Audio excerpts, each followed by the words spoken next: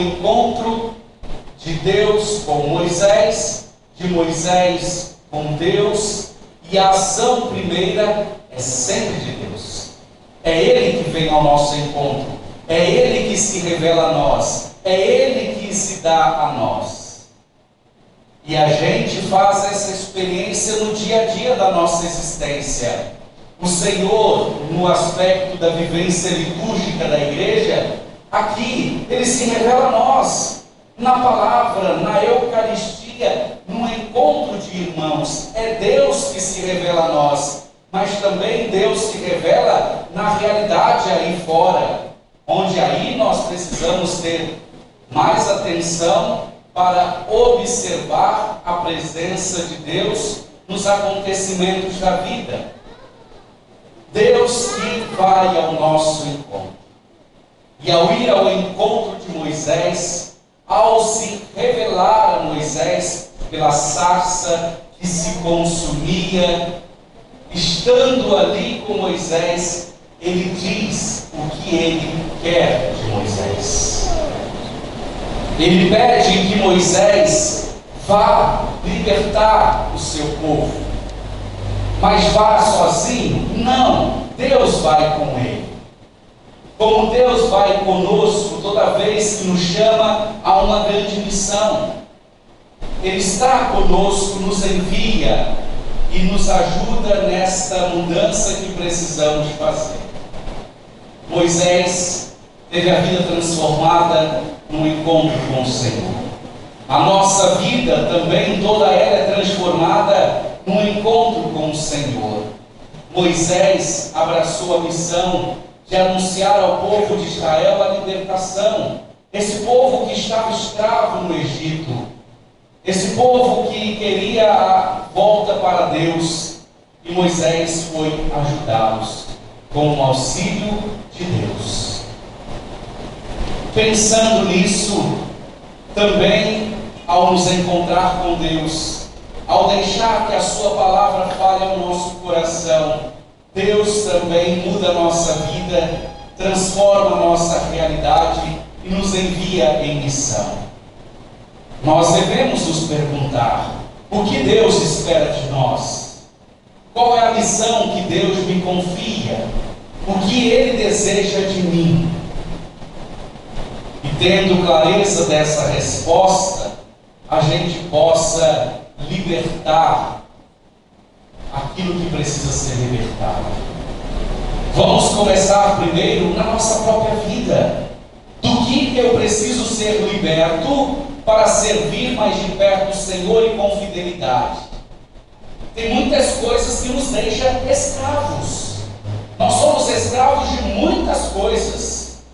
E a gente precisa se libertar para servir melhor o Senhor. Olhando para a nossa família, o que a nossa família precisa ser liberta para viver em paz, viver melhor? Libertar a nossa família das drogas, do alcoolismo, das brigas, das divisões. E no aspecto social também nós devemos agir lá fora, que deve brilhar a nossa luz. A luz de Cristo presente em nós deve brilhar lá fora, e a gente possa assim dar testemunho concreto e verdadeiro do que precisa ser mudado. Como costumamos cantar, com Jesus tudo pode ser mudado, pela força do quê? Da oração. A oração que nos fortalece. Moisés então vai libertar o povo de Deus, o povo do Senhor. E é interessante notar que nosso Deus que nos criou nunca vai nos deixar desamparados, nunca vai nos abandonar. Às vezes nós dizemos: nossa, tanto tempo não sinto uma experiência, não faço uma experiência com o Senhor. Mas será que é culpa do Senhor? Será que é Ele que não se revela a nós? Somos nós que às vezes não sentimos a sua presença pela indiferença com que vivemos a nossa vida no tempo presente. E assim nós notamos aquilo que diz o livro do Êxodo: o Senhor viu a aflição do povo no Egito. ouviu o clamor por causa da dureza de seus opressores. O Senhor viu os sofrimentos do seu povo e desceu para libertá-los das mãos dos egípcios e conduzi-los assim a uma terra nova, onde eles viveriam livres. Nós também, libertados de toda maldade e engano, libertados daquilo que nos aprisiona, libertados dos nossos pecados, seremos livres para viver uma vida nova em Deus. E é interessante olhar São Paulo naquilo que ele fala aos coríntios. Ao falar aos coríntios, nós ouvimos que ele retoma a história do povo de Deus no deserto, retoma a travessia de Moisés com o seu povo pelo deserto. E quando Paulo nos diz, ele vai falar àquela comunidade também a nós, que não imitemos o exemplo daquela travessia, porque naquela travessia o povo murmurou contra Deus, o povo blasfemou contra Deus, o povo queria voltar a ser escravo, deixando de lado a liberdade que Deus deixava para eles e dava a eles. Muitas vezes também é assim em nossas vidas. Quando hoje somos convidados a olhar para a nossa vida, para o nosso interior, a gente às vezes se pega a pensar em algumas situações.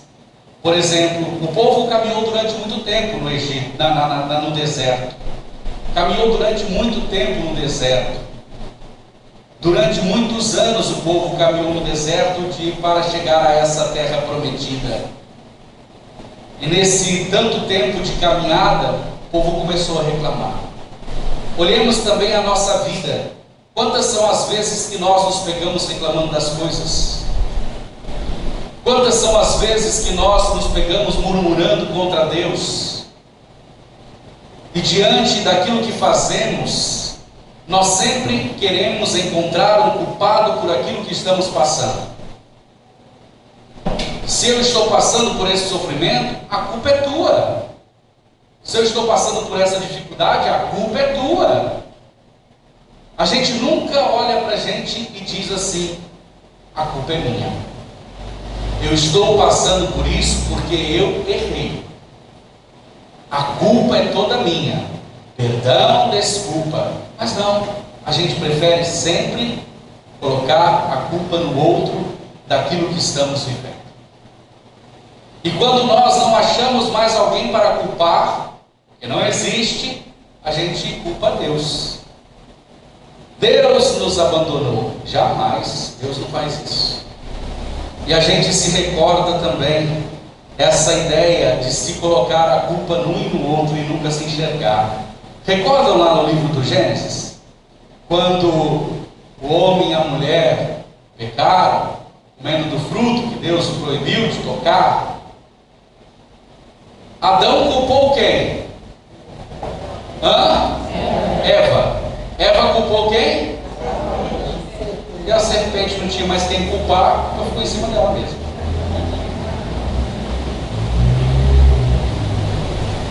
Então, povo de Deus, quando hoje nós somos levados a visitar o nosso coração, o nosso interior, saibamos reconhecer os nossos erros, as nossas faltas. Saibamos corrigir nós mesmos em primeiro lugar. Para mudar qualquer estrutura, precisamos mudar a nossa estrutura interior primeiro.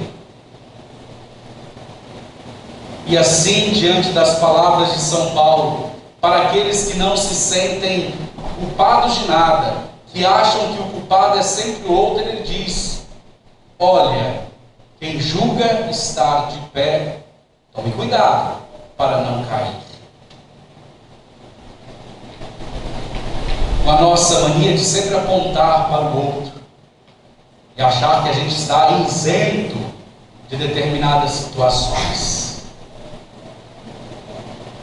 E no Evangelho, Jesus conta as notícias trágicas que aconteceram no seu tempo. Fala daquela situação dos sacrifícios que foram feitos que Pilatos matou galileus, e naquela ocasião tinha em mente, se ele morreu, foi porque pecou. Era a mentalidade da época. Mas não é isso que o Senhor quer dizer, não. O Senhor quer que a gente veja esses fatos trágicos que aconteceram, e assim, ao ver esses fatos, nós podemos decidir pela conversão. Porque se a gente não muda, morreremos do mesmo modo, ou seja, morreremos no pecado. E também, quando ele conta a parábola da figueira, a figueira que lá estava há 3 anos e não produzia um fruto sequer. A nossa primeira atitude é cortar, né? Porque não está produzindo fruto algum, já tem tanto tempo que está aqui, então vamos cortar, vamos passar a foice. Mas, ao contar essa parábola, Jesus quer dizer para nós que Deus é muito paciente para conosco. Deus é muito paciente e espera pela nossa conversão, pois Ele acredita no ser humano. Quando nós, por muitas vezes, nos desiludimos com o ser humano, quando por muitas vezes a gente fala, esse aí tem mais jeito não, essa daí não tem mais jeito não. Deus acredita na nossa conversão. Deus acredita em cada um de nós. E por isso Ele nos dá todas as chances necessárias para voltarmos a Ele.